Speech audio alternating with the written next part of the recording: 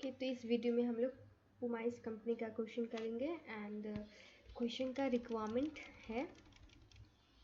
The first requirement का दो part है एंड फर्स्ट कह रहा है prepare a forecast statement of financial position of pumice company and calculate the effect of propose expansion on the working capital ratio listed by the finance director.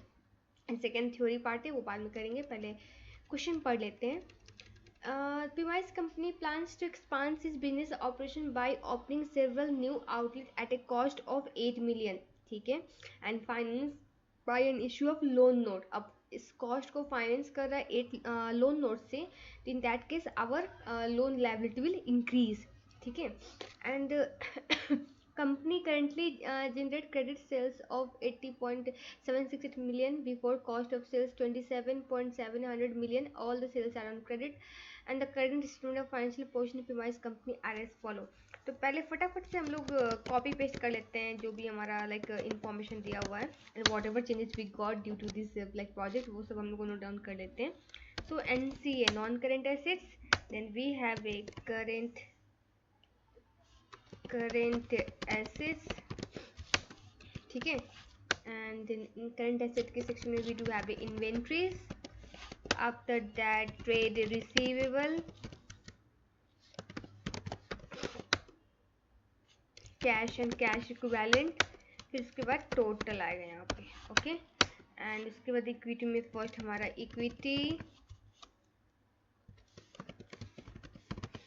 Then reserve, then total equity, total को यहाँ पे करते हैं, फिर total equity, non current liabilities, okay. उसके बाद क्या है, करेंट लायबिलिटीज आएगा, ओके। तो इसको अब करेंट लायबिलिटीज करते हैं।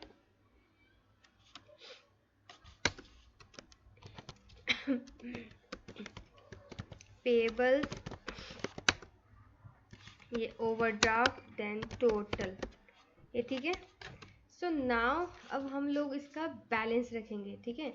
सो ऊपर में इन लोगों ने $3 लिया हुआ है, okay. So current asset is 54070, non current asset sorry, and inventories 4000, 12,320। फिर कैश कितना है 4,800, देन इसके बाद टोटल हमारा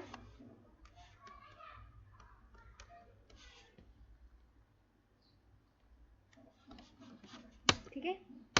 अब इक्विटी में 6000, देन 34,000,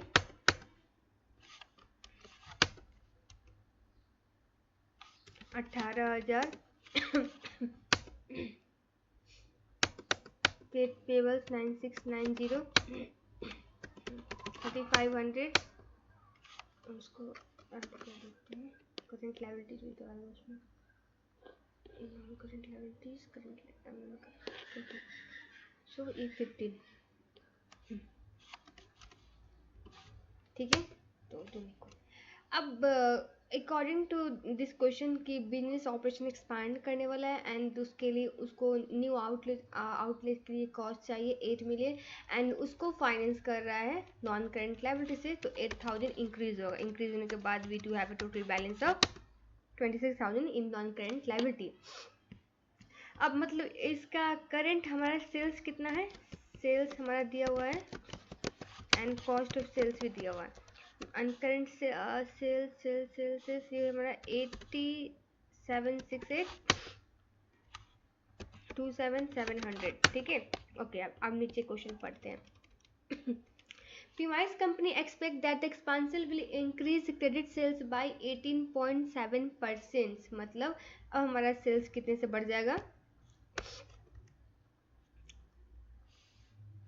इसको आप ऐसे समझोगे, इंटू 18.7% से इंक्रीज होगा, ठीक है। तो इन दोनों का प्लस सेल्स में आएगा। उसके बाद बोला गया है and cost of sales being 33% of credit sales, ठीक है। तो 33% ऑफ क्रेडिट सेल्स, इसका 33% हो जाएगा,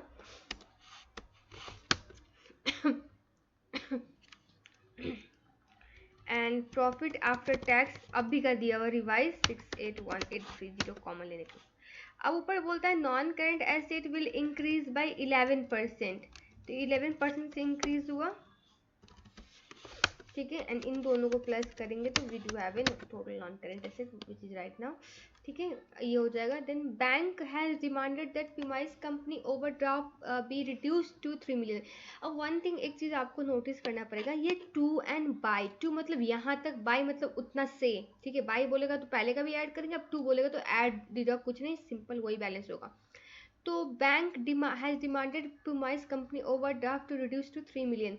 हमारा ओवरड्राफ्ट किधर है, ये रहा। अब इसको 3000 करना है, मतलब 500 से रिडक्शन हुआ, okay. And the company expect its cash balance to be 700,000 after expansion. अभी भी 700 हो जाएगा, वो 100 से रिड्यूस हुआ। PMI's company has been receiving the complaint from a supplier about the late payment, and the company plans to improve its working capital management as a part of the expansion. Expect the following working capital ratio will result. Okay. तो अब हमारा complain आ रहा है इस company को, तो supplier से फिर तो उन्होंने प्लान किया अपने वर्किंग कैपिटल को इम्प्रूव करने के लिए as a part of expansion. तो इसके लिए हमारा लाइक इन्वेंट्री होल्डिंग पीरियड इतना इतना इतना बता रखे हैं। तो अब हमारा इन्वेंट्री भी चेंज होगा, तो 50 अब रखेंगे। एंड नीचे में आपको देखो यहाँ पे छोटा सा नोट दिया हुआ है, there assume there are 360 days in the year, तो 360 करेंगे, ठीक है। एंड इन्वेंट्री में क्या आता है हमारा cost of sales, cost of sales हम लोग ने ऑलरेडी कैलकुलेट कर लिया है, तो हमारा न्यू इन्वेंट्री क्या हो जाएगा ये। सिमिलरली रिसीवेबल का भी कैलकुलेट करो, 60 divide by 360 into credit sales.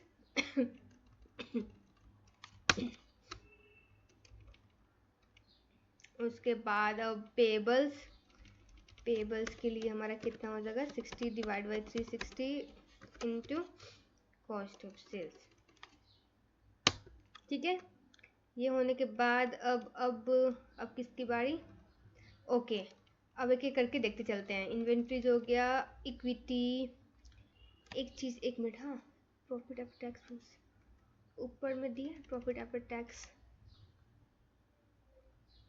Okay.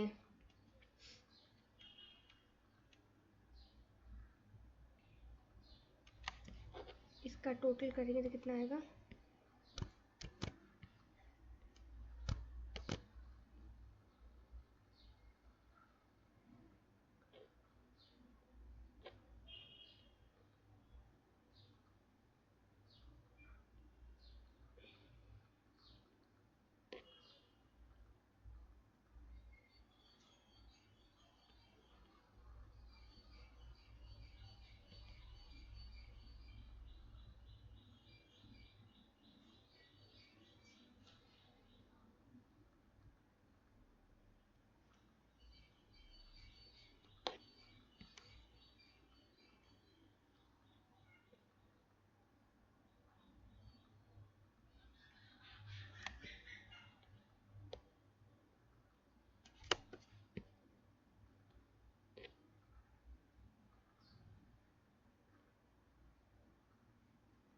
Okay. यहाँ पे मैंने मिस्टेक क्या कर दी, ये करेंट वाला क्रेडिट सेल्स लेना था हम लोग को, क्या ये डी है, सॉरी, हाँ, D26, ये मेरी गलती हो गई मेरे से, ओके, ठीक है।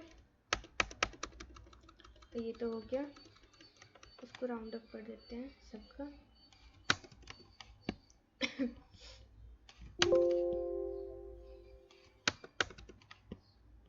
ओके, ठीक है। अब नीचे इक्विटी हमारा चेंज नहीं होगा, इक्विटी एज इट इज रखते हैं। रिजर्व हमारा इंक्रीज होगा, एक सेकेंड, हाँ,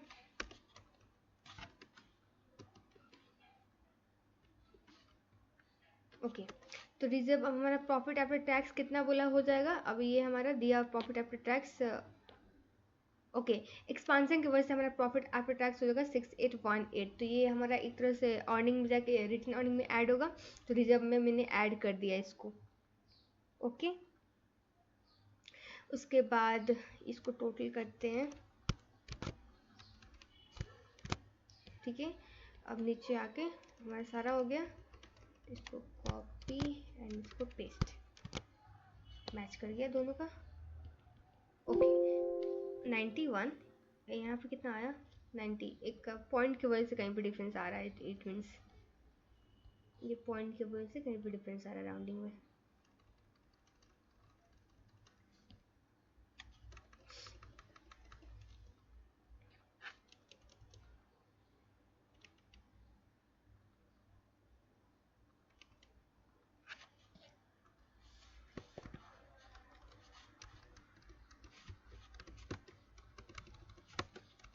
तो ये हमारा हो गया फोरकास्टेड वाला, ठीक है।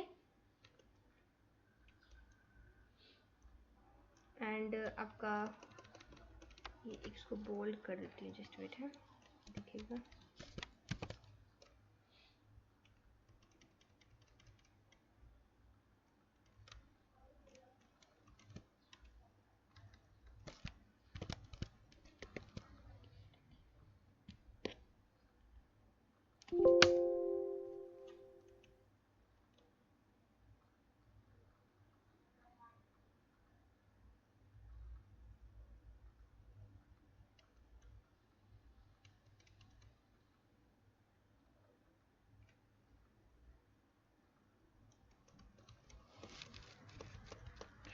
ओके तो ये हो गया। अब फर्स्ट पार्ट हो गया, सेकेंड क्या कह रहा है हमारा calculate the effect of proposed expansion on the working capital ratio listed by the finance director. The finance director of Premise company wishes to investigate how the expansion will change the following ratio. Okay ठीक है, इसको भी करते हैं।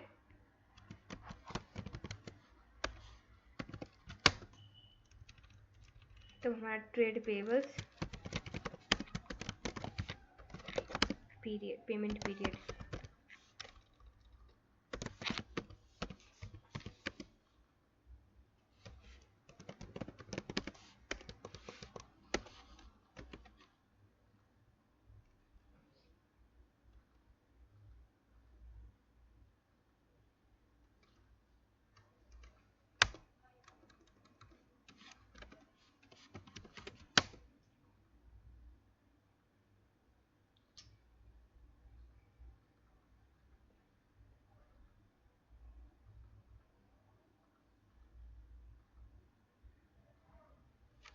उसके बाद क्या है करेंट रेशियो।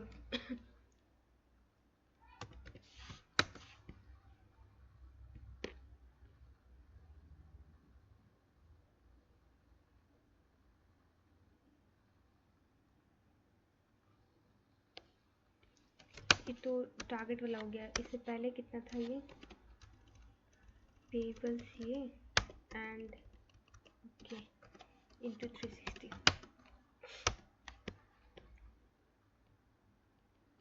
ये हमारा रिवाइज होके इतना आएगा एंड ये आपका करंट जो है वो।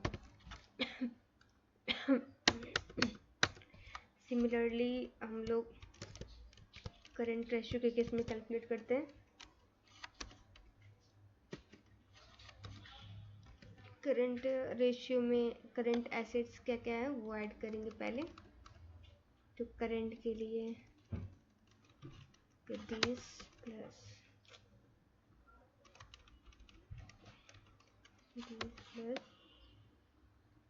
उसको डिवाइड कर देंगे। पेबल्स हमारा क्या है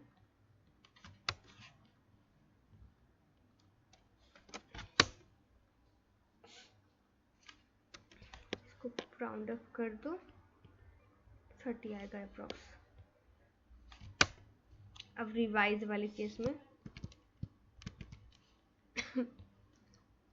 ओह नीचे का ले लिए, तो रिवाइज वाला में ऊपर जाते हैं।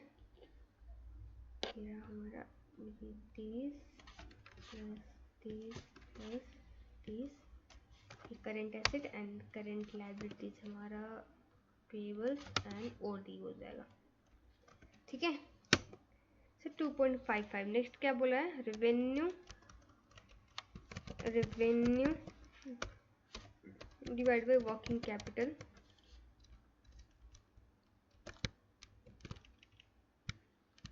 ओके, तो रेवेन्यू हमारा करंट वाला ये है, डिवाइड बाई वर्किंग कैपिटल में अब माइनस करना पड़ेगा सारे को एंड ऐड करना पड़ेगा इसको, प्लस ये।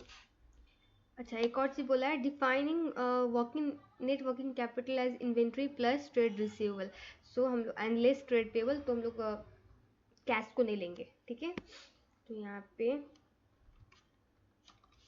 माइनस कर देंगे डायरेक्ट पेबल्स, ये हो गया।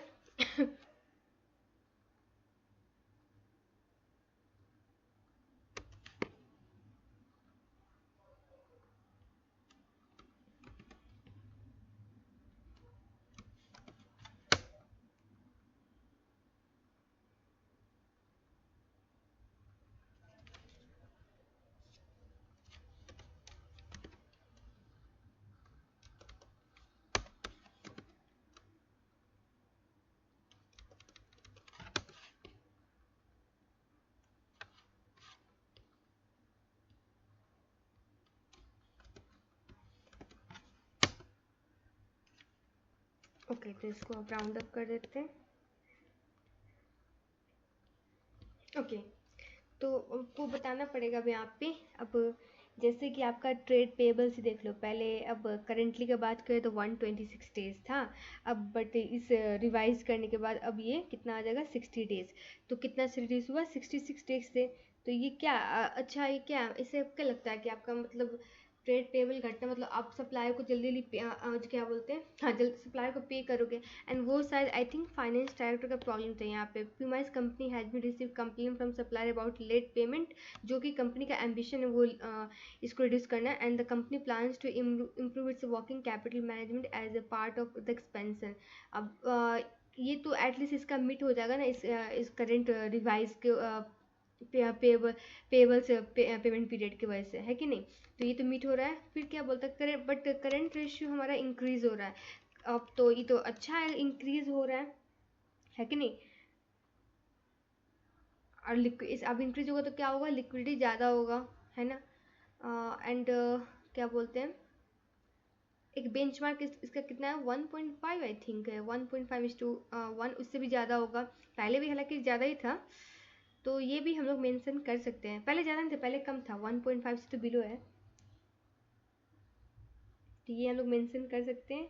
एंड वर्किंग कैपिटल में भी हम लोग देख सकते हैं अब ये डिक्रीज हुआ है, वर्किंग कैपिटल बोलो, revenue divide by working capital ratio वाला ये हमारा डिक्रीज हुआ है, ठीक है।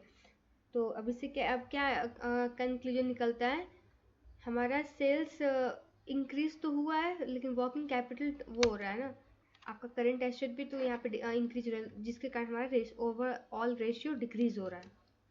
यहाँ पे देखो हमारा पेएबल्स हम लोग ने लिया सिर्फ नीचे में, वो तो रिड्यूस हुआ है पहले से, एंड बट आप इन्वेंट्री देखो इंक्रीज हुआ है एंड रिसीवेबल इंक्रीज हुआ है, जिसके कारण वो रेशियो डिक्रीज हुआ है। इसका इम्पैक्ट आप एक्सप्लेन कर सकते हो, थोड़ा थोड़ा लिखना है, ज़्यादा नहीं लिखना है, क्या कितना है 4 मार्क्स के लिए तो है। तो ये इतना ही इसमें, उसके बाद क्या है आपका changes in the working capital investment policy for the premise company and changing the working capital funding policy for premise company। अब ये बुक में दिया हुआ है, मैं आपको कहूँगी गो थ्रू करने के लिए, तो ये आई थिंक लिख सकते हो। अगर हमारे इन्वेस्टमेंट पॉलिसी में क्या क्या है, एग्रेसिव एंड कंजर्वेटिव है। एग्रेसिव में क्या कहता है कि हम लोग को रखना है करेंट एसेट वगैरह, है ना, वर्किंग कैपिटल को, एंड एग्रेसिव में हाई रखते हैं ना, मतलब रिस्क नहीं लेना चाहता, ये सब एक्सप्लेन करना है। फंडिंग पॉलिसी भी है, बट उसमें सोर्स ऑफ फाइनेंस कौन सा यूज़ करना है वर्किंग कैपिटल को फंड करने के लिए, वो सब एक्सप्लेन करना है। तो इसमें यही तो करते हैं, जो पार्ट था कैलकुलेशन मैंने करवा दिया, एंड थोड़ा ये थोड़ा इसमें एक्सप्लेनेशन पार्ट है, आपको खुद से करना पड़ेगा। अब ये करंट कितना सा रिवाइज इतना हो, कितना से फॉल हुआ, एंड इसका रीज़न क्या, मतलब क्या इंडिकेट करता है, क्या हो सकता है, वो एक लाइन 2 लाइन करके लिखना है इन तीनों को। तो इस वीडियो में यही तक करते हैं, नेक्स्ट वीडियो में we will do the next question.